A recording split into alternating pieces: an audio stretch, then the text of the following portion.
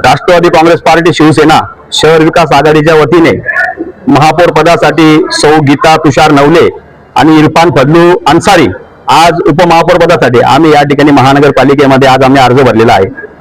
आणि 6 तारखेला या ठिकाणी राष्ट्रवादी काँग्रेस पार्टी आणि शिवसेनेचा महापौर उपमहापौर या धुळे शहरामध्ये नक्कीच आपल्याला त्या ठिकाणी बघायला मिळेल। राजकारणाच्या काही रणनीती असतात त्या सगळ्या पत्रकारांना सांगणं योग्य नाही।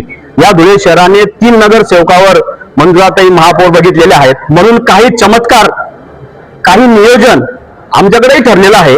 आमच्याकडेही काही लोक संपर्कामध्ये आहे।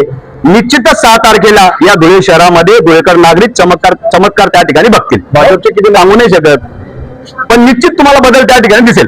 धन्यवाद। धुळे महानगरपालिका राष्ट्रवादी काँग्रेस पक्ष शिवसेना पक्ष शहर विकास आघाडीचा मी गटनेता म्हणून मी नियुक्त झालो आहोत।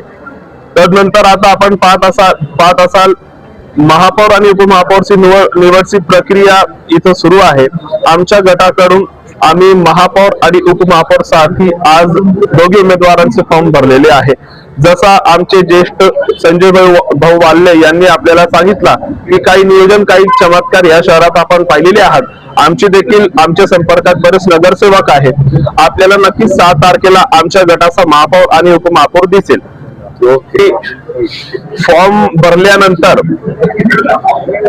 भारतीय जनता पक्षाची जी बी टीम शहरात सध्या ऍक्टिव्ह झालेली आहे MIM, त्यांना आता अनुप भैयांनी पाठवला आणि ते देखील आता फॉर्म घेऊन गेले आहे। यापुढे जर MIM तर्फे नामनिर्देशन पत्र दाखल करण्यात आला तर याचा मागचा कारण भारतीय जनता पक्ष असेल।